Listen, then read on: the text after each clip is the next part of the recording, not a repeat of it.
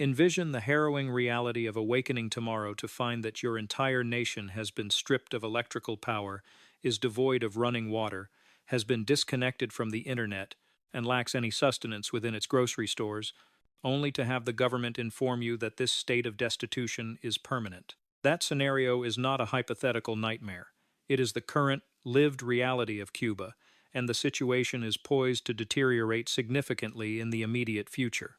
Within the brief span of the preceding 30 days, a monumental event has transpired within the Caribbean basin, a development that has gone largely unremarked by the mainstream discourse, yet possesses the potential to fundamentally alter the geopolitical landscape. The regime of Nicolas Maduro in Venezuela has collapsed, and when that geopolitical domino fell, it initiated a catalytic chain reaction that will ultimately force Cuba to either liberalize its economy to capitalism for the first time in 60 years or trigger a complete and total implosion of the island's societal structure within a matter of months. The individual who is strategically orchestrating this entire systemic collapse is none other than Donald Trump. Allow me to illustrate a precise and vivid picture of what is actually transpiring on the ground at this very moment. 3 weeks prior, Cuban soldiers who remained loyal to Maduro were killed while attempting to defend the Venezuelan dictator. It is crucial to note that these were not Venezuelan soldiers, but Cuban military personnel. This occurred because, for the past 25 years, Cuba has not merely functioned as Venezuela's ally, it has operated as Venezuela's puppet master. The Cuban government dispatched 30,000 doctors, intelligence officers, and military advisors to Caracas, and in exchange for this human capital, Venezuela provided Cuba with a commodity far more valuable: 100,000 barrels of oil every single day. That steady influx of oil was the sole resource that kept the lights illuminated in Havana. It was the fuel that powered the hospitals, and it was the energy source that ran the entire economy. Without it, Cuba possessed nothing. Currently, that oil supply has vanished, Maduro has been removed from power, and Cuba is literally sitting in the dark for approximately 18 hours every day. Hospitals are operating without power, food supplies are rotting in unrefrigerated warehouses, tourism numbers have plummeted by 20% in a single year, and doctors are fleeing the nation by the thousands. The private sector, which did not even exist 5 years ago, now accounts for 55% of all retail sales because the government has completely lost the capacity to provide anything to its citizens. This situation does not represent a slow decline, it is a precipitous freefall. While the majority of analysts will assert that this is merely another chapter in the archaic narrative of communism versus capitalism or democracy versus dictatorship, they are fundamentally incorrect. What is transpiring at this moment is not centered on ideology. It is about something far more calculated, significantly more ruthless, and drastically more effective than anything we have witnessed in decades. This strategy utilizes economic strangulation as a weapon, and Trump, alongside his Secretary of State Marco Rubio, a Cuban American who has awaited this specific moment for his entire political career, is not merely attempting to punish Cuba, they are attempting to redesign it. You see, Trump does not desire for Cuba to collapse overnight. He does not wish to create another Libya, another Iraq, or another failed state that pumps refugees into Florida. What he desires is an outcome far more sophisticated, a Cuba that is sufficiently desperate to accept his terms, yet sufficiently stable to implement them without devolving into chaos. He intends to starve Cuba into embracing capitalism, and if they refuse to comply, only then will he watch the nation implode. Therefore, the pertinent question is not whether Cuba will change, but rather whether that change will occur on Trump's terms or on its own terms. Allow me to demonstrate exactly how this master plan functions. On January 10, 2025, a telephone call was placed from Caracas to Havana. It lasted merely 47 seconds, and by the time it concluded, the Cuban government understood that their 60-year survival strategy had just totally collapsed. Here is what actually transpired on that day and why the majority of observers failed to notice it. Nicolas Maduro, the Venezuelan dictator who had ruled the nation with an iron fist since 2013, was arrested within his presidential palace. However, the detail that truly matters is that when opposition forces stormed the building, they did not encounter Venezuelan bodyguards protecting him. They found 35 Cuban soldiers.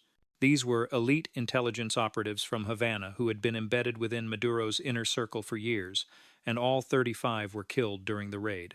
Now, one must ask oneself why a Venezuelan president would be defended by Cuban soldiers rather than his own military forces. The answer reveals a reality that most Western media completely misunderstood regarding the relationship between these two nations. Cuba was not merely Venezuela's ally. Cuba essentially created Venezuela's regime. Let me transport you back to 1998, when Hugo Chavez ascended to power in Venezuela, and from day one, Cuban intelligence was present, not merely advising, but controlling. Cuba sent 30,000 individuals to Venezuela over the subsequent 2 decades.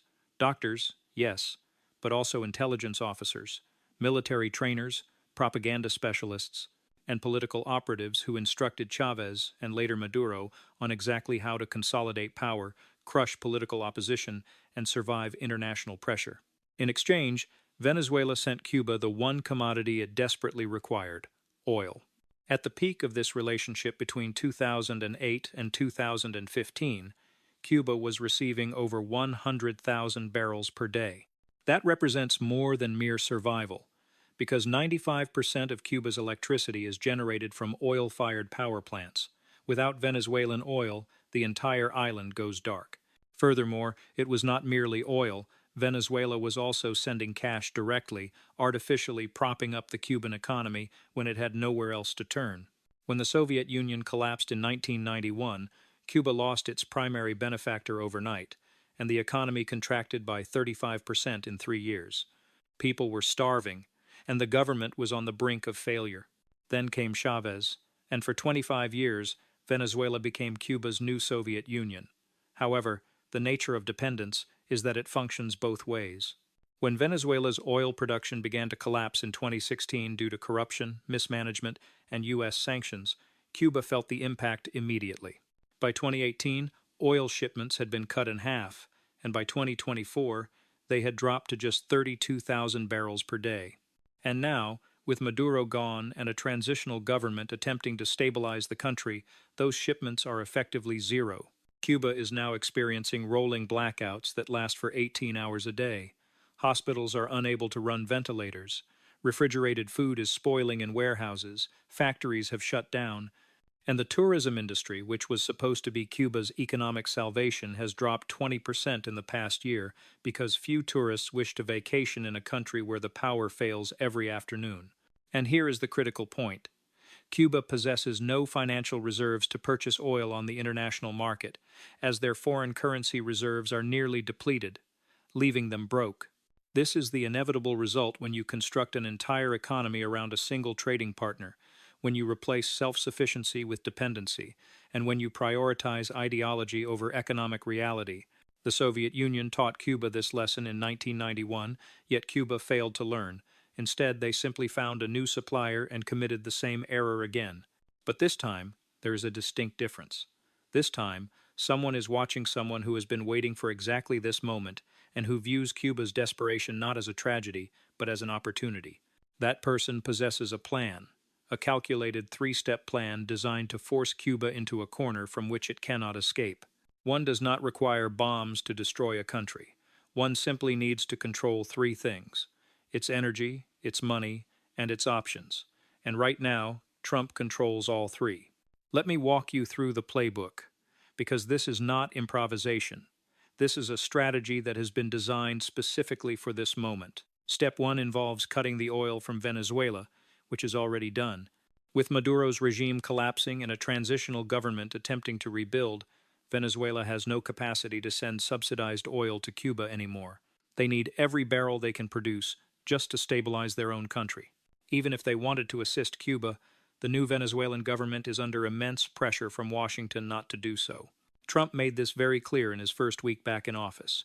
Any country that continues to prop up the Cuban regime will face consequences, and Venezuela, desperate for international recognition and U.S. investment, is not going to risk its future. So that lifeline has been severed. Step 2 is to pressure Mexico to stop filling the gap. Now, here is where the situation becomes interesting. In 2024, Mexico sent over 4 million barrels of crude oil to Cuba. That is not an insignificant amount. In fact, it is one of the only reasons Cuba hasn't completely collapsed yet. However, Trump knows this, and he possesses leverage over Mexico that most people do not fully appreciate. In the past year, the Mexican government has bent to almost every demand Trump has made. They have implemented tariffs against Chinese goods to satisfy U.S. trade concerns, they have increased border enforcement, and they have cooperated on immigration policy. This is because Mexico's economy is deeply integrated with the United States. They cannot afford a trade war, they cannot afford tariffs, and they cannot afford to be cut off from American markets. So when Trump tells Mexico to stop sending oil to Cuba or face economic consequences, consider what Mexico is likely to do. They are going to comply, maybe not immediately, and maybe they will negotiate or drag it out to try to save face, but ultimately they will comply. And Trump does not even need to make it a public ultimatum. A quiet conversation behind closed doors is sufficient. Step 3 is to cut off remittances. This is the final blow, and it is the one most people do not see coming. Right now, Cuban Americans send approximately $3 to $4 billion back to Cuba every year in remittances.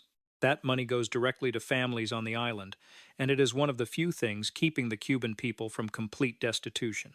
In fact, remittances are now one of Cuba's largest sources of foreign currency, more than tourism, more than sugar, and more than anything else the government can produce. But here is the critical point. Trump can shut that down with the stroke of a pen. He can restrict money transfer services, he can impose limits on how much capital can be sent, and he can make it illegal to send money to anyone connected to the Cuban government or military, which, in Cuba, essentially encompasses everyone in any position of authority. And unlike oil or trade, this action does not require international cooperation. This is purely domestic U.S. policy that Trump can enact unilaterally. If Trump executes all 3 steps, Cuba will be completely isolated, no oil, no trade with neighbors, and no money from abroad, leaving them in a worse position than they were in the 1,990 seconds after the Soviet collapse. This constitutes economic warfare in its purest form. It is not about tanks or missiles, but about leveraging dependencies, exploiting weaknesses, and systematically removing every option until your opponent has no choice but to surrender. However, here is the question nobody is asking. If Trump's goal is to collapse Cuba's economy, why hasn't he done it already, and why the slow, calculated approach? The reason is that there is something Trump wants even more than Cuba's collapse. A collapsed Cuba does not benefit anyone, but a desperate Cuba is exactly what Trump needs. Imagine for a moment that Cuba's government collapses tomorrow, resulting in a total economic breakdown, the fracturing of the military, and chaos in the streets. What happens next is that 2 million Cubans get on boats and head for Florida. That is what happened in 1980 during the Mariel boat lift, and that was just a glimpse of what would happen in a total collapse scenario. Back then, 125,000 Cubans fled to the U.S. in a matter of months, overwhelming the immigration system and creating a political crisis that lasted years. Now, multiply that figure by 10 or 20. Trump does not want another failed state. He wants a controlled transition, and that is exactly what he is engineering right now with Venezuela. Notice that he didn't completely obliterate the Chavista leadership. He allowed a transitional government that still includes some of the old guard. Why? Because completely decapitating the regime would create a power vacuum, and power vacuums lead to violence, instability, and unpredictability. Trump wants the same outcome for Cuba, a regime that is weak enough to obey him but strong enough to maintain order. This is where Marco Rubio comes in, and this situation is personal for him. Rubio is a Cuban American whose family fled Castro's revolution. So for Rubio, this isn't just policy. This is generational revenge. But Rubio is also smart. He wants what his parents couldn't have, a Cuba that is free, prosperous, and capitalist. So what does that pressure actually look like on the ground? Let me take you through a typical day in Havana in January 2025. You wake up at 6 a.m. having power. So you quickly charge your phone, boil water for coffee, and maybe cook something if you have food. You rush because you know the power is going out soon. At 10 a.m., the electricity cuts off with no warning. It is just gone. Your phone battery becomes your lifeline, and you ration it carefully because you won't be able to charge it again for at least 12 hours. If you are sick, good luck. The hospitals technically have backup generators, but fuel is so scarce that they only use them for the most critical patients. And it is not just electricity. When the power goes out, the water pumps stop working, so there is no water either. At night, the island goes dark, completely dark, with no streetlights and no traffic lights, causing crime to increase because there is no way to see who is doing what. This is not a temporary crisis. This is the new normal, and the economic impact is devastating. The private sector, those small businesses the government finally allowed in 2021, now accounts for 55% of all retail sales in Cuba. Think about that. The private sector, which barely existed 4 years ago, is now responsible for more than half of all commerce in the country, not because the government wanted it that way, but because the state-run economy completely failed to provide even basic goods and services. Then there is the brain drain. In 2022 and 2023 alone, more than 13,000 Cuban doctors left the country. Here is what I need you to understand. This isn't about ideology anymore. When you are standing in line for 6 hours, hoping to buy bread, when your child is sick and the hospital has no medicine, and when you haven't had consistent electricity in months, you stop caring about socialism versus capitalism. You just want the basics of survival. And that is exactly the moment when people become willing to accept radical change. The Cuban government knows this. They remember the 11th of July 2021, when thousands of Cubans took to the streets in the largest protests since the revolution. But they also know they cannot suppress uprisings forever. So, the question facing Cuba's leadership right now is simple. What do we do? And for the first time in 60 years, the person trying to answer that question isn't a Castro. Miguel Diaz-Canel became president of Cuba in April 2018, ending nearly 60 years of Castro family rule. He is not a revolutionary. He was born in 1960, a year after the revolution, and he is a career bureaucrat who doesn't have the mythical status of the Castros, which makes him vulnerable. In 2019, Diaz-Canel pushed through a new constitution that officially recognized private property and market mechanisms within socialism, which was an ideological earthquake, but the reforms have been too little, too late. So Diaz-Canel is trapped. If he opens the economy too quickly, the old guard will push back, but if he doesn't open it, the country will collapse, and when it collapses, the people will rise up. This brings us to the China question. In 1978, China was on the brink of collapse. Yet today it is the second largest economy in the world, and the Communist Party is still in power. How? Deng Xiaoping opened special economic zones where capitalism was allowed. He invited foreign investment. He allowed private enterprise, but kept state control, and it worked. Vietnam did something similar in 1986. So the model exists, it can work, and Cuba has real advantages. Geography situated 150 kilometers from Florida, human capital with a highly educated population, and a diaspora of nearly 2 million Cuban Americans, many of whom are wealthy and ready to invest. But Cuba is not China. China had Deng Xiaoping, a leader with unquestioned authority, while Diaz-Canel doesn't. China had time, while Cuba doesn't. And China didn't have the United States 90 miles away actively trying to reshape their government. So what does Trump actually want from Cuba? This isn't about communism versus capitalism. This is about money, power, and real estate. Trump sees beachfront property 90 miles from Florida worth billions. He sees a logistics hub controlling Caribbean shipping routes. He sees 11 million desperate consumers. And he sees a legacy as the president who finally ended the Cuban regime. But Trump doesn't need Cuba to become a democracy. He just needs it to become capitalist. He is offering Cuba a deal. Open your economy, allow American investment, and we will let you stay in power. Resist, and we will make your life so miserable that you will collapse or be overthrown. There are 3 scenarios.